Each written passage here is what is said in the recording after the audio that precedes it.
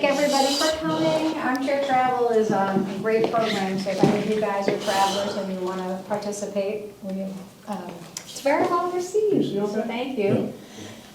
So this is Barbie. She is going to be our presenter, and we have a couple special added things. Louise we might add some contribution. Oh, he will definitely. He came back from I don't know, were you? Lima? Lima, Yeah. in January. I went the end of December down Yep. there, yes. So he's got some first-hand experience, and he corralled his wife into making some homemade flan. So I'm trying to work on with Armchair Travel, having something from related to the presentation, and Barbie suggested guinea pig, but I thought that's a little too adventurous, so something on flan. So after your presentation, you can stay for a minute and have coffee and flan. Thank you, Gigi. Yeah, enjoy. Thank you very much. Well, it's really good to be here. And one of the things I was going to ask before I even knew Luis was here was, how many have you been to Machu Picchu? I'll start with that. Okay, all right. And then so you can help me out. How many have you been to an archaeological site that's ancient and gotten the privilege of anybody here that has done that? Sort of, yeah. Mm-hmm. So you know the fascination of trying to understand how people lived many, many years ago. So there is a nice view of it, and we'll start out. See if I can figure out what to do. Yeah. So I like a little context. So there's modern Peru in South America. And then I also felt that the Andes Mountains was an interesting feature to point out, because all these cities and towns and places are all in the Andes Mountains. And there on the right is the Inca Empire, which stretched from Colombia, parts of Colombia, down into Chile, northern Chile. So it was quite an amazing,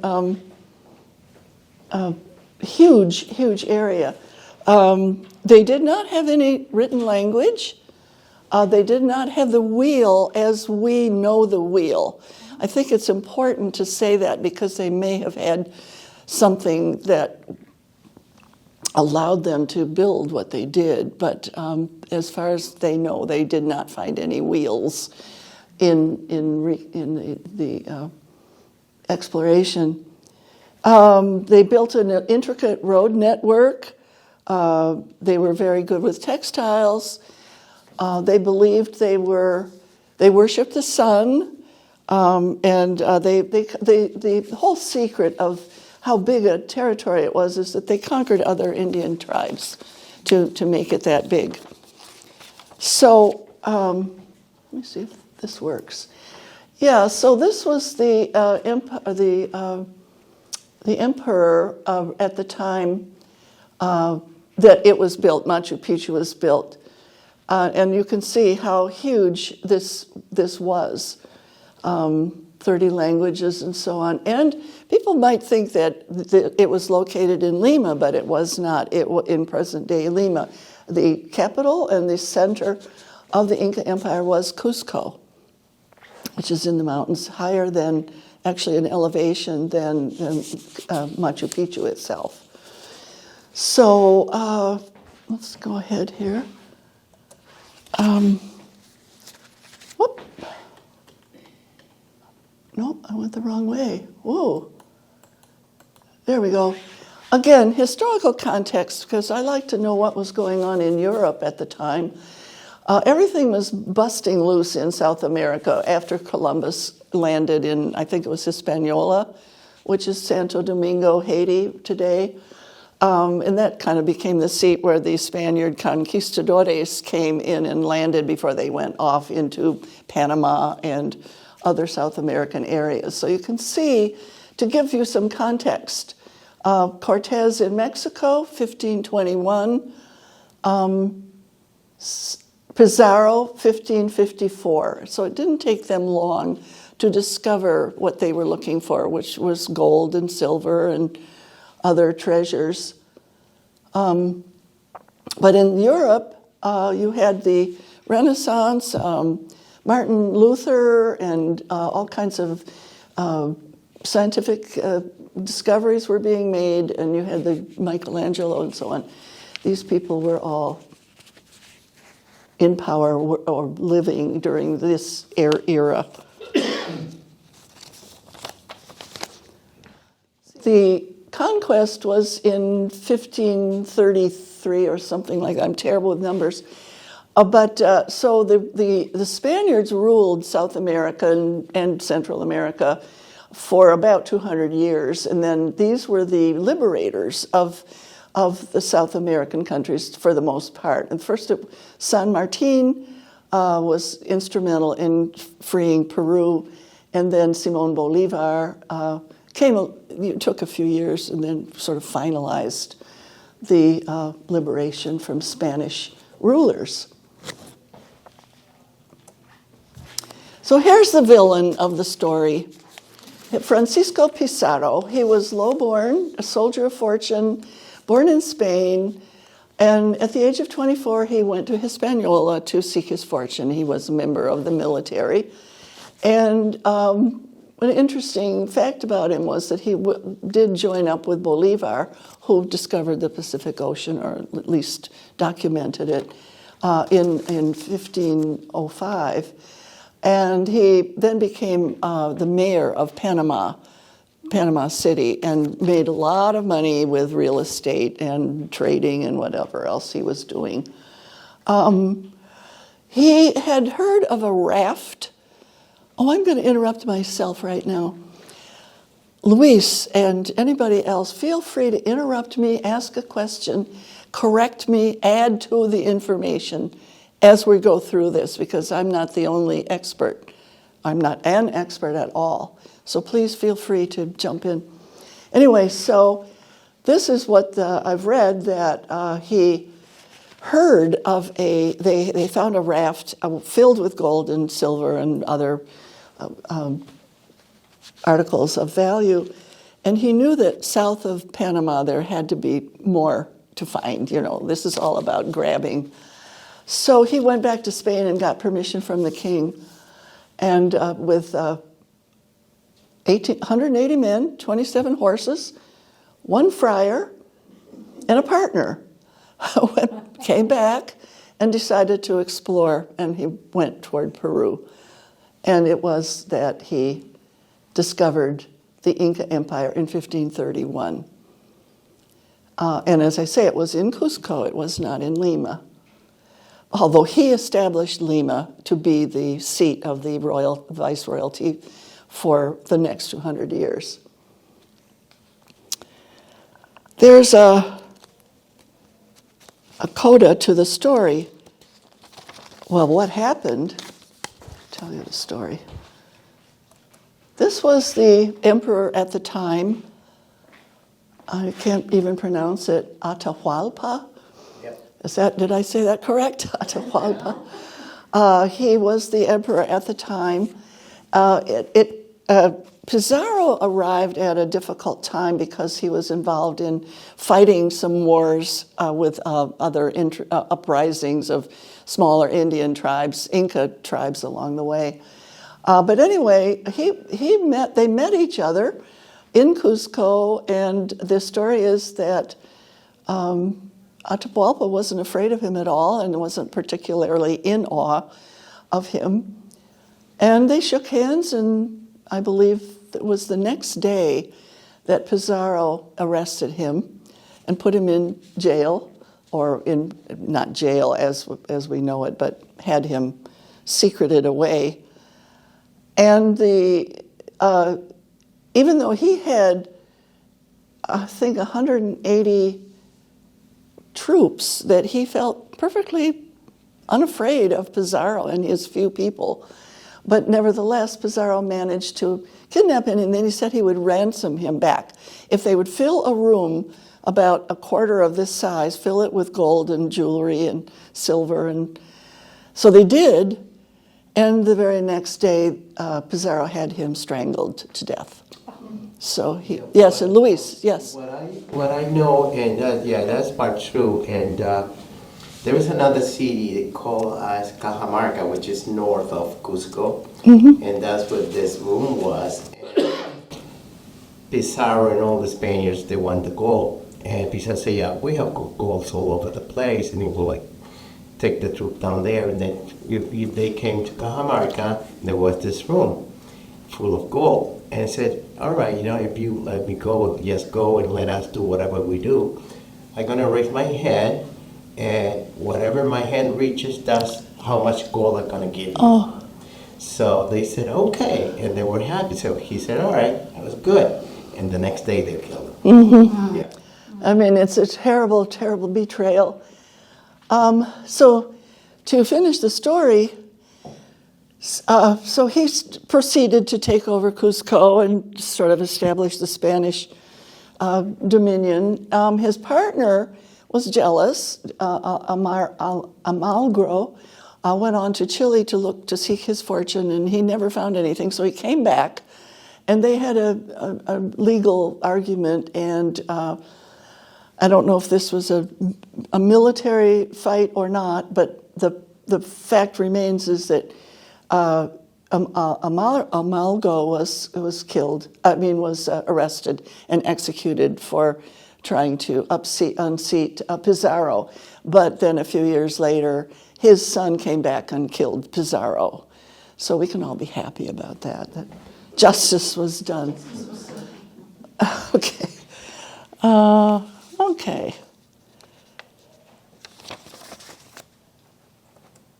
So we're back now in 2006, so it now seems like a long time ago. So that's why I hope people, Luis will update as we go along. We flew to Lima from Boston. And once again, just to show you where Cusco is, so just across the Andes, and Machu Picchu is sort of in the middle there. They're not very far from each other, really.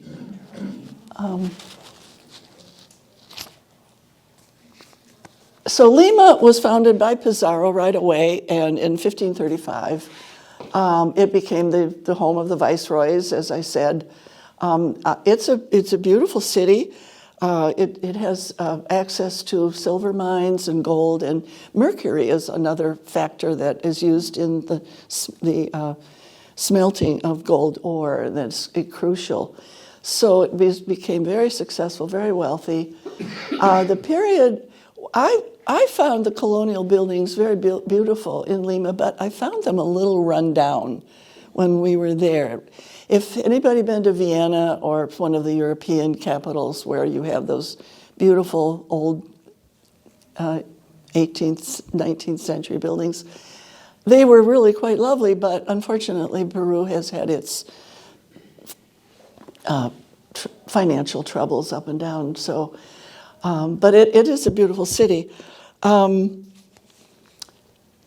see, yeah. And there's just some pictures, yeah. Can you just go back a slide? You said that Machu Picchu was unknown to colonial rulers. That's correct. Is there an explanation for that? They just didn't know it was there. So That's the common. Pizarro didn't pass. They didn't know it was there. Yeah, I know. Good question. Yeah. Well, it's very high up. So from the it's in a valley. So if you didn't know local people, now the locals did know about it, and some of them were even farming there when Hiram Bingham found it. But yeah, yeah. Yeah, the local people, they knew all about it. Yeah. And even, I think this guy, Handem, the one that, not discovered, they told him, we have this here. Yeah. He went down there and he looked, oh yeah. And everybody think, oh, he discovered Machu Picchu, but... He didn't really discover it. Yeah. Yeah, in fact, there was some graffiti from 1911, or not 1911, that said somebody's name had been, some European had already been there. But so yeah, so there's some of the pretty buildings. What's that? A guinea pig? It's a guinea pig.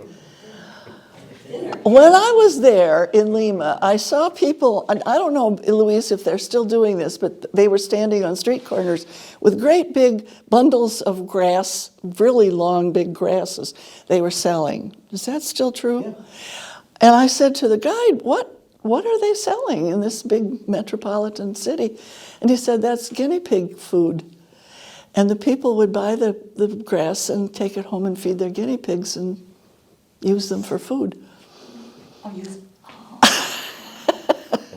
So, being a very brave traveler, I decided to try guinea pig. Now, my guinea pig, the little thing came on its side and his little teeth were there. And I tried to sort of go into its back, and it was just very tough.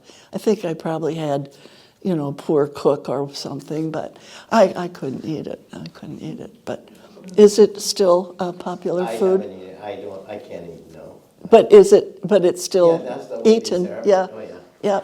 Okay. Tastes like chicken. Probably. I would call it. Oh, dear. Yeah. Okay, well, that's good. Okay, then we took a little plane to Cusco. So Cusco is from the Quechua word. I'm not sure what it means, but as I say, notice the elevation. Denver, anybody been to Denver? 5,275 feet. Anybody have had altitude sickness? Yes. It's a real thing. It's a real thing. It's a real thing. I started getting it the minute we got there. It was headaches, just terrible headaches. So the way to get rid of it is just drink a ton of water, which I did. I just kept drinking water the whole time I was there, and I didn't really get very sick at all. So, yeah, and Cusco is a World Heritage Site, which I think is wonderful. And notice that it predates the Incas by 400 years, so there was a civilization there before of some sort. It's a big city now. There was our hotel. The Inca Empire really only lasted about 142 years, so there were rulers before then, but it was only under the few chiefs that came just prior to Pizarro, who actually extended the empire down the coast, power, territory, and so on.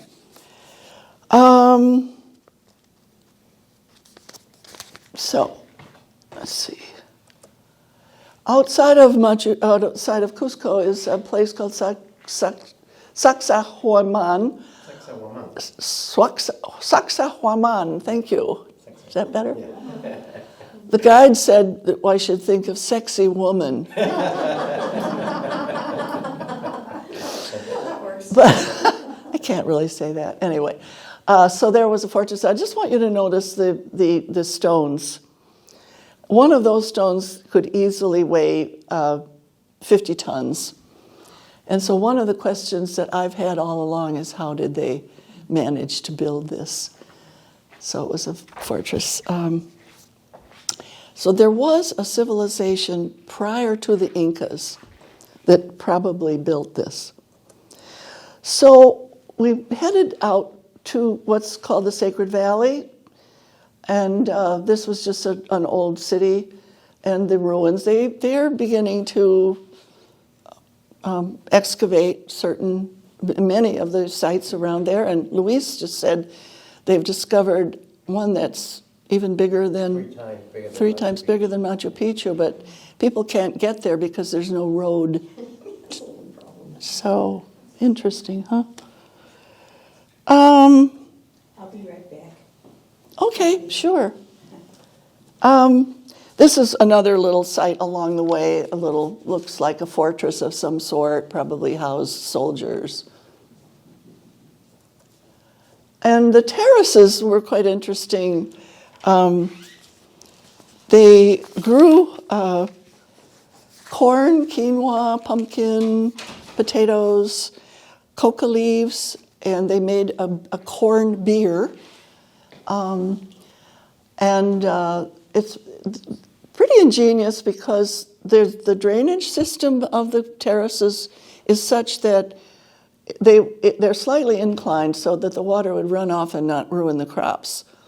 And you find these terraces all over. So they made use of these mountain areas. So then, oh yeah, and along the way, of course, the tourists with their colorful items. And there's sexy human again, sexy woman again. Oh, that's not supposed to be there. Anyway, that's the wrong. Anyway, I'm going to talk about it anyway. I'm sorry, it's the wrong slide. Hiram Bingham was born in Hawaii, studied in the States, Yale, got a PhD at Harvard. Parents were missionaries. He specialized in South America. God, I've mixed a whole bunch of slides here, but I'll do the best I can. I'm sorry, this is an older version. Anyway, he went to a congress in Santiago and was shown some of the excavated sites down in Bolivia, or Chile, I mean to say. And he was very fascinated, so he came back and he said he had heard about the lost city of the Incas, so then he started with an expedition sponsored by Yale. And he will then sort of, quote unquote, discovered Machu Picchu in 11, I think? 11. Yeah. And he's published a book called The Lost City of the Incas, which put it on the map. And that's how Machu Picchu became so famous. I wanted to talk a little bit about the terraces and the Machu Picchu itself.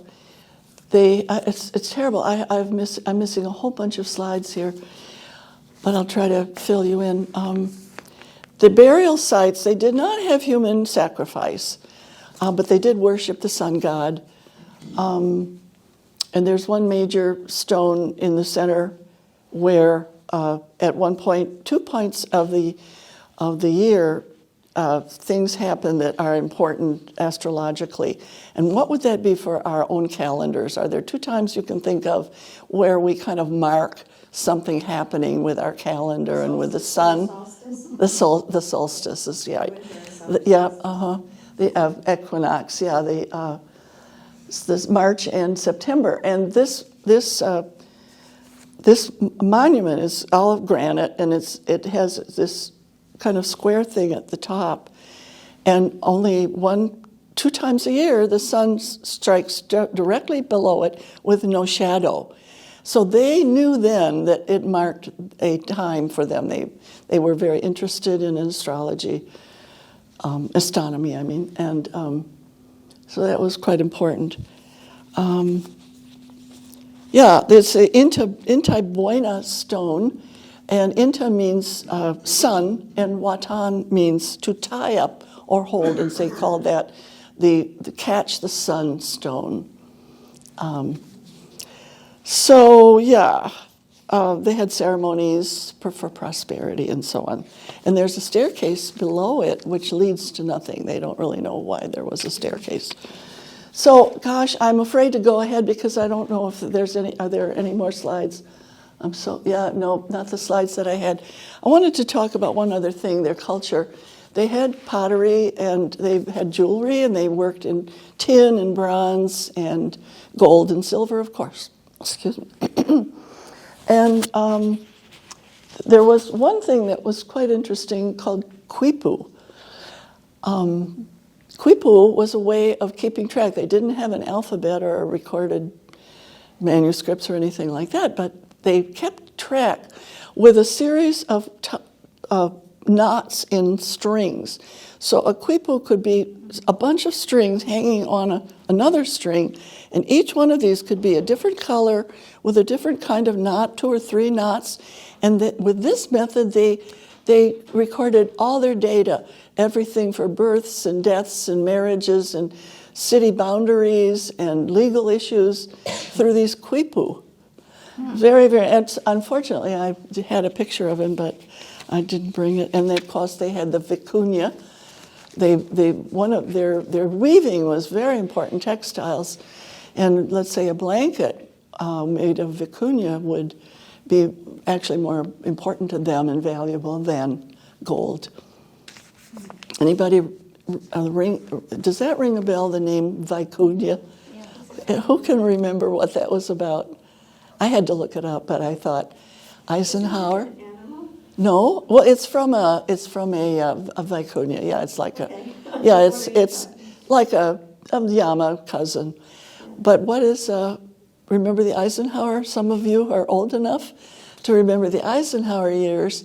The chief of staff was named Sherman Adams,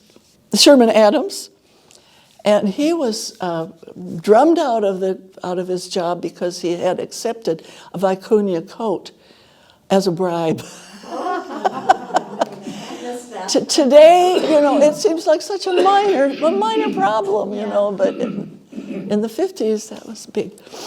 So, I am so unhappy. I just want to talk about one other thing, and then if you have any questions, Luis and I can try to help. These pictures are taken from a nearby mountain that's even higher than Machu Picchu, called Huayna Picchu. And they've discovered caves and some dwellings there and places possibly for religious reasons with very steep steps with no railing or anything. And so we did not go up. Did you go up? No.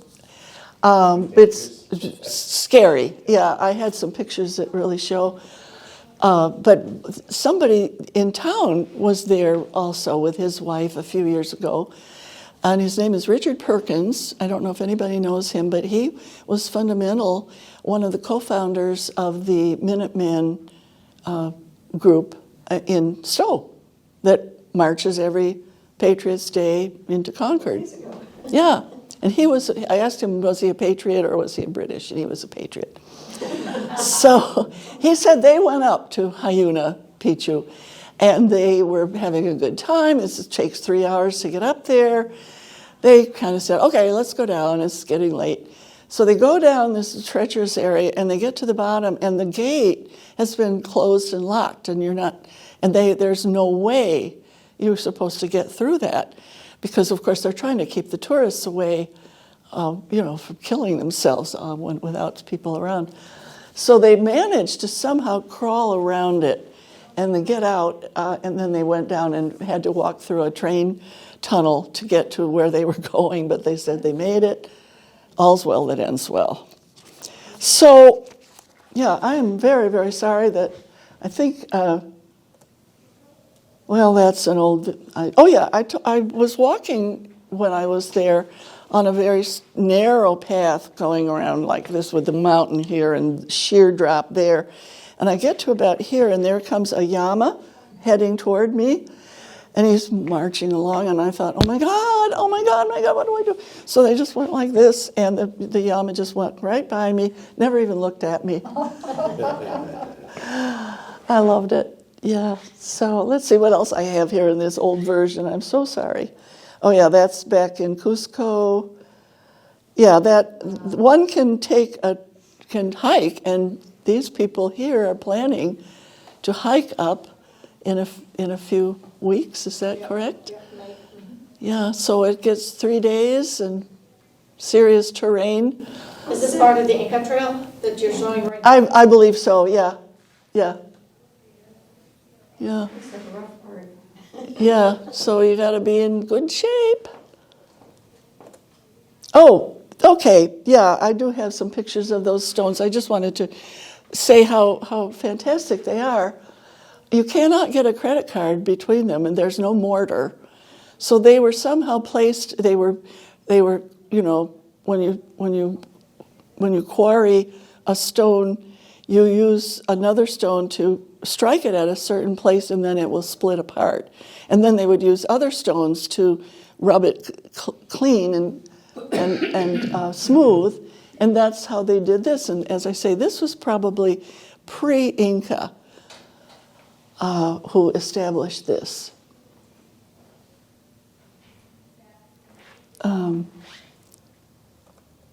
And there are the terraces. The houses are probably where the farmers lived to keep by the way, Machu Picchu, the experts don't always all agree on what it was there for.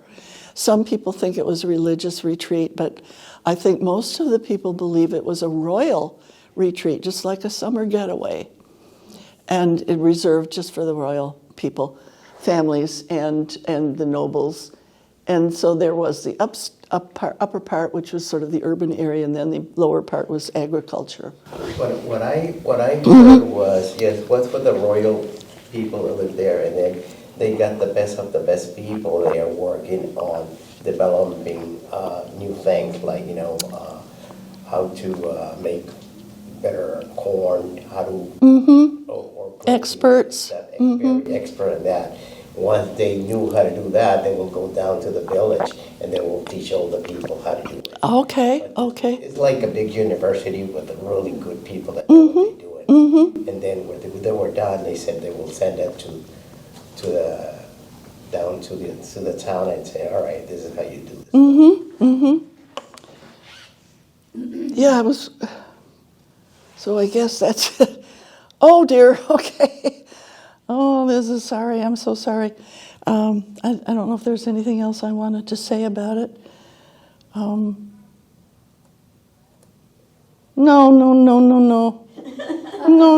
That was my final shot, which I thought was quite beautiful, looking at the clouds. This mountain that you climbed, is that shot taken from that? I believe so. Yeah. There, because when you're... No, not that one. That's too far away. It would be from this side. Okay. Yeah. And we spent the night there, only one night. At that time, there was only one little hotel at the top. There were some hotels at the bottom of the valley, but and notice that river down there, the Tarumbanca. Is that right? Arumbanca River. But it was magical because after the tourists... Urumbamba. Thank you so much. So we were the only ones in the hotel with maybe one other guest, and we were able to wander around. All the tourists had left. We had it to ourselves. We scampered around like goats. It was wonderful. Absolutely beautiful. Barbie? Yes. So we were there in 2000, and we went over to the river area and laid on these big stones on our backs and looked up, and we saw 2 condors flying way up there, 2,000 feet higher. It was amazing. Isn't that sort of the national bird of Peru, the They're still pretty condor? big, even when they're Oh, they're that high. huge. They're huge. Yeah. When they stand up, probably about this height. Oh my God. Yeah. El Condor Pasa, Yeah. right? Wasn't there a song? I'll see if there's any other beautiful pictures here. No, just more text. I'm so sorry. Oh, there's the not sacrificial stone. It was a very religious area. I mean, they may have sacrificed a goat or something. I don't know, but they don't have any proof of human sacrifices. There it is. So, thank you so much. Did you want to add anything or ask any questions? Okay. Yes. About the gold. They had a lot of gold. They had way more gold than they needed. What did the Incas use it for? For decoration. Just for jewelry? Yeah, and decoration. Decorations, but They would line a room, a wall with it. It is pretty. Yeah. Okay. It is. I just, doing this research, it just reminded me of how terrible the Spaniards were in there. I mean, human beings are greedy. Let's face it, we're all greedy. But the idea of them coming in and wiping out the civilization as they knew it, I mean, there are remnants of it. There are Quechuan people today in Peru. They're a minority class. I've read this, that they speak Quechuan, but they are not very much honored by the general population. Sort of the way we treat our Indians, perhaps, Native Americans. hope it's changing. But yeah, you just have the just constant coming in, grabbing the gold and taking it back as much as they could find. Were they initially going in there for the church, or were they just going in there for the gold? Both. The gold probably was the primary thing, but then when they were there, they were going to convert everybody But to did the church Catholicism. send them there for the gold, or did they send them to convert? Well, it was the Spanish government, the emperor. So, but the two are, at that point, it was a completely Catholic country. And so, yeah, they thought probably they were bringing Christ to the natives, helping them. One can say that. Maybe some of them had that. The missionaries felt they were doing the right thing. But they're all mingled together. When were those pictures taken that you took? These, I have to confess, after I signed up and committed, I couldn't find my slides. So every one of these I got on the internet. I'm so sorry, but they're probably better than I took anyway. I mean, there were a few I had from the top that were quite beautiful at dusk with the shadows and so on. But yeah, Was it all green? I'm wondering, because I was in Chile one time, and flying in, the mountains were all brown. There was didn't seem like there was any vegetation on the mountains at all. Is that just because it was in Chile, south, or? Well, the thing about the trade winds in the world is that in the northern hemisphere, they come across the Pacific and they dump a lot of water, yeah. Shore, Seattle and all along there, it's foggy and it's and then they go over the mountains and it's all desert. But it's the opposite way in the southern hemisphere. It comes across, I don't know, maybe it comes the other way across, dumps everything in the Amazon, goes up over the hills, and there's no water. So there's really not much water on that side. So in Chile, if you came in on that side, by the shore, it's desert. That's probably What happened, and that's true, the weather in South America, it comes from east to west. Yes. And what happened is when they hit the Andes, the clouds, they cannot pass that because it got all these big mountains and all the water get down there. And then on the coast it's dry. And that's why they don't have too much water there, because everything stayed before. Yes. There's a place in southern Peru where it never rains, maybe once a century or something, and they discovered after people could fly in airplanes or hot air balloons or something, they discovered these Nazca lines on the plane of that part, and they're made with like white stones in rows, and from the air you can see them, and they make unbelievable patterns, and people, like animals or birds. They don't know how. People say, oh, aliens did that. Yeah. Well, some people say the aliens built this originally because it is a mystery how you take a 50-ton piece of granite and move it on top of another 50-ton. Perfectly. Yeah, I know. I mean, some people say it was probably aliens, but who knows? Yeah, but Phil? So Barbie and Shirley and I are next door neighbors, Yeah, truth be told. and I had no idea that you'd been there, Oh, really? and maybe you didn't know we were I'm not there. so sure I knew you were there either. You might have mentioned it. I never came up. See, that one little piece we don't know about each So other. we went in the year 2000 with a church group, 22 people. And at night, sometimes we would have pisco sour or... Oh, yeah, I was wondering if we should serve them today. That would have been kind of fun. So I brought a bottle home in 2000, and I've been waiting for a reason to open it up. So that's 24 years. Aged. And so the three of us are We better have a pisco sour. Do we mix it with something? Yeah, I think it's with egg whites and yes. lemon. Like a lemonade sort of flavor, yeah. Do you have the recipe? I think, yeah, you Google pisco sour. Pisco sour. You can get pisco sour. You can get them at a bar up here. You can get So one. the three of us are gonna get whoopee. So thank you very much. It was my pleasure. Thank you.